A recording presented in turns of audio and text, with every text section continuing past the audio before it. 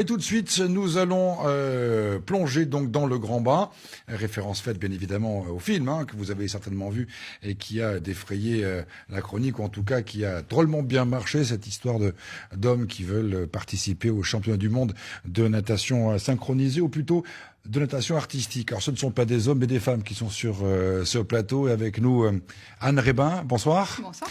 Il y a avec nous également Margot Defrotin, bonsoir, et Caroline Rico, bonsoir. Et beaucoup de choses sur votre table, chacune, parce que vous avez dit c'est pas souvent qu'on parle de la natation synchronisée, donc on veut vous expliquer comment ça marche et ce que c'est. Mais d'abord, expliquez-nous, laquelle des trois veut commencer, ce que vous allez faire à Gwangju, en Corée, du 3 au 10 août. C'est le championnat du monde master de natation artistique. C'est ça ? C'est absolument ça, ouais. Je crois que... Alors les masters, c'est quoi ? C'est les super forts ou les moins jeunes ? C'est les moins jeunes, pour commencer, mais de tous les niveaux. En fait, ça permet la pratique de la synchro au-delà d'un certain âge. Oui, non, alors, à partir de quel moment on bascule dans le côté obscur des masters, quoi ? C'est-à-dire... C'est à partir de 25 ans. À 25 ans, en natation synchronisée, on est déjà master. On est déjà master. Ouais, c'est pas forcément très agréable, ça. Comment vous allez préparer donc ce voyage, et comment on se retrouve comme ça au championnat du monde, parce que ça n'est pas la première fois que vous participez, hein. Non, absolument. On a déjà participé à plusieurs compétitions de ce style. Comment on y arrive? En s'y préparant déjà, en s'entraînant plusieurs fois par semaine, et puis en étant constante dans les entraînements. Voilà. Constante dans l'effort. On va voir quelques images de natation synchronisée. C'était une finale, c'était les derniers masters, c'était à Budapest il y a 2 ans. Donc ça, c'est l'équipe qui est Queens, qui voilà. Alors on peut le voir quand même sur ces images. On a beau être master, ça le fait quand même. Regardez, hop, les petits sauts, etc. Vous faites ça, vous ? Ouais. On essaie de s'approcher de ça.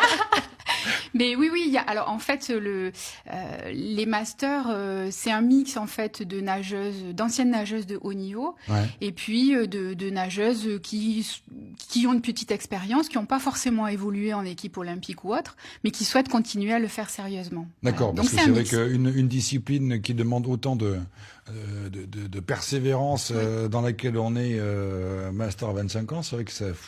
À 25 ans, se dire on arrête la compète, c'est vrai que c'est un peu frustrant, ça doit, c'est ça. Oui, un peu frustrant. Ouais. Donc ça nous permet de continuer à être quand même en compétition. D'accord. D'aller voir. Parce que la compétition, on est bien d'accord, il n'y a rien de mieux, c'est ça ? Oui. Ouais. C'est l'aboutissement en fait de toute l'année de préparation. Oui, c'est ça. Alors on va continuer à voir des images, mais concrètement, comment on gagne un championnat en fonction de quoi ? Il y a un jury, il y a comme au patinage artistique, comment ça marche ? Il y a 2 ballets. Alors ça, c'est en duo, Alors parce que ça, là, c'est le duo. Alors vous voyez là, ce que vous voyez, c'est les duos techniques. Je les ai nagés d'ailleurs, parce que j'étais à Budapest il y a 2 ans. Alors donc ça, on est bonnet blanc, maillot noir, et on a des figures imposées à réaliser dans un certain ordre. Comment patinage artistique, pareil. Voilà. Et donc là, en duo, l'épreuve dure 1 minute 30. Donc vous avez 1 minute 30 pour enchaîner un certain nombre de figures. Et alors, qu'est-ce qu'il faut pour qu'une figure soit réussie ? Parce que c'est votre truc à vous, toutes les deux, c'est ça la synchro ? Oui. Ouais. Vous êtes en duo toutes les deux. Anne aussi est en duo avec Véronique. La première des choses, c'est la synchronisation, forcément. À partir de la même chose en même temps. Voilà. Déjà à la base. On est d'accord. Ok. Il y a de la hauteur. Et après, qu'est-ce qui fait que la hauteur, l'étirement, la sécheresse, qu'on appelle la sécheresse des mouvements. La sécheresse dans l'eau. Eh bien voilà, c'est tout le paradoxe de la natation synchronisée. Il faut être sèche dans l'eau. Mais oui. Et oui, donc c'est difficile. C'est pas donné à tout le monde. C'est pas donné. Être arrivé à rester sèche dans l'eau. C'est le dynamisme.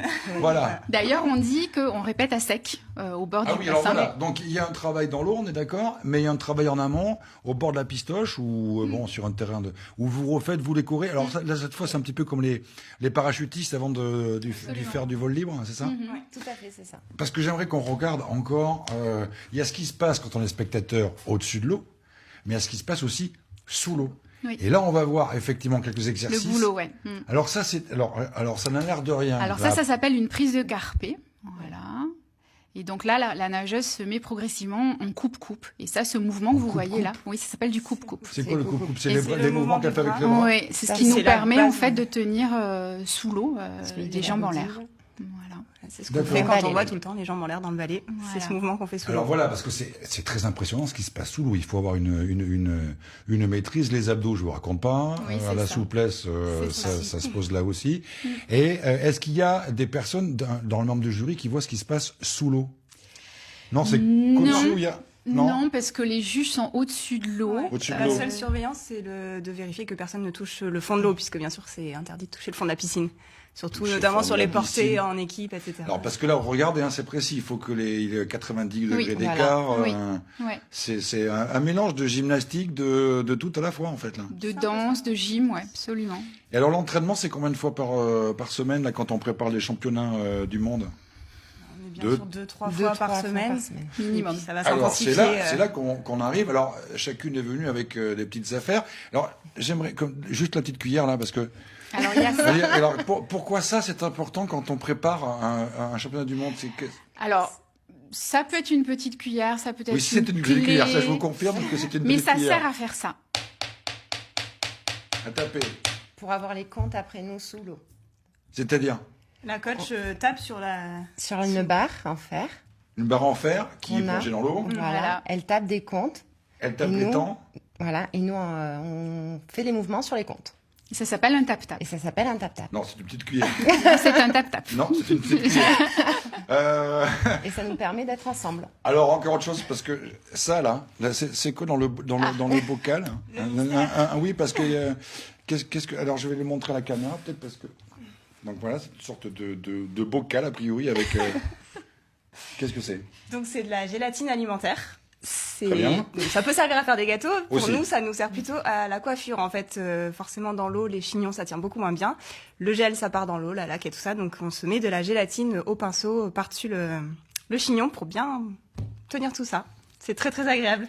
Très bien, donc de la gélatine alimentaire pour faire tenir les coupes, rester sèche dans l'eau, vous l'avez compris, on tape sur une petite cuillère, donc tout va bien. Nous vivons dans le monde de la natation artistique. Incontournable, ça voilà, alors ça, là, voilà, ça, bon, bien évidemment, hein, c'est ce qu'on appelle le fameux, comment ça se met? Comme ça? Il y a Voilà. deux écoles, comme ça Il y a ou deux dans l'autre écoles, sens. Voilà, ouais. ça peut être comme ça. Voilà. Ça donne, Et il faut sourire en même temps, surtout. Voilà. alors, comme ça, là, c'est bon, enfin, là, on voit tout ce qui se passe, hein, c'est marrant.